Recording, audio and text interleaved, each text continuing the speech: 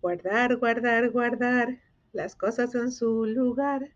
Guardar, guardar, guardar las cosas en su lugar.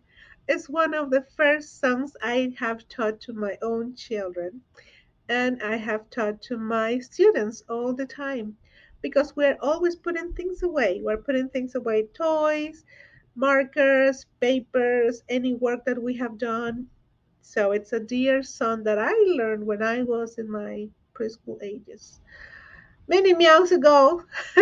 But this is a wonderful song because you have the opportunity to practice with your child every single day because they have to put things away. You know, when they have dirty dishes, when they have toys, when they have things from school.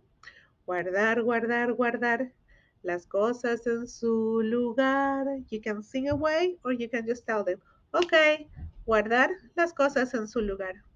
Remember, you can conquer consistency if you practice the Spanish one day at a time. Talk to you in the next video.